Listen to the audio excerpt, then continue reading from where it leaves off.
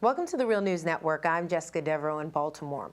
Multinational infrastructure company Veolia has sold its last investment in Israel and its settlements. Their activities included running bus service to Israeli settlements, the operation of a landfill in the occupied Jordan Valley, treatment for settlement sewage, and the construction and operation of the Jerusalem Light Rail.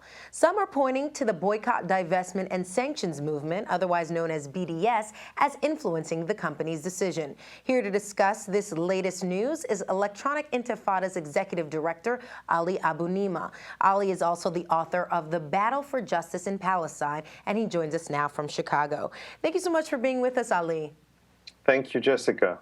So, Ali, just give it to us straight. What's so significant about Veolia's move?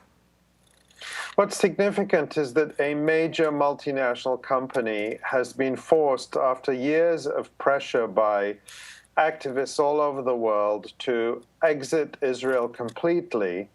And in the process, it has suffered billions of dollars in lost contracts because of opposition to its profiting from the Israeli occupation. So this serves as a clear warning to other companies. In fact, there's evidence other companies are already heeding that warning, not to get involved in the Israeli occupation, not to participate in the occupation and dispossession of the Palestinian people, that it will cost you far more than you'll gain from it. But Ali, the critics will say, how can you prove that this action is directly a consequence of BDS action? Did Veolia come out and say that this BDS pressure was a part of their decision? Yes, in fact. Veolia officials have been quoted previously in the media acknowledging that they lost many contracts worth very large amounts of money directly as a result of activist pressure in countries across Europe. Veolia contracts with cities across Europe for running bus services and other city services and so on. And they have lost many contracts. They lost a $700 million contract with Kuwait recently, again, precisely because of their involvement in the occupation. And in St. Louis, Missouri, where Veolia was going to come in and be involved in water management and water privatization, the company pulled out and said it's just not worth it because of all the pressure they were facing from Palestine solidarity activists and also from environmental and labor activists as well.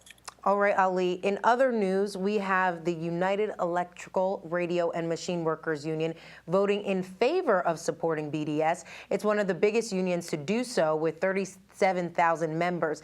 Just quickly, give us an update on the momentum of BDS and who else is supporting it. Well, it's great that the United Electrical Workers, UE, voted overwhelmingly to support BDS and to support the full spectrum of Palestinian rights, including the rights of Palestinian refugees that are often forgotten about.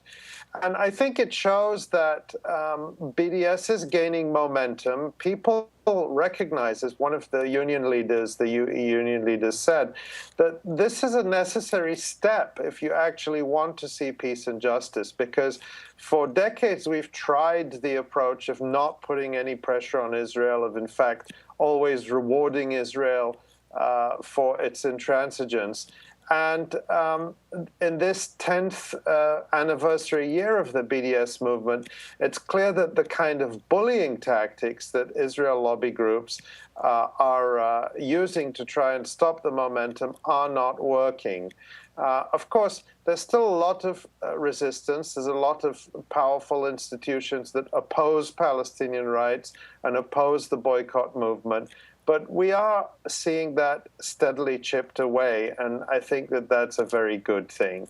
All right, Ali Abunimah joining us from Chicago. Thank you so much for being with us. My pleasure. And thank you for joining us on the Real News Network.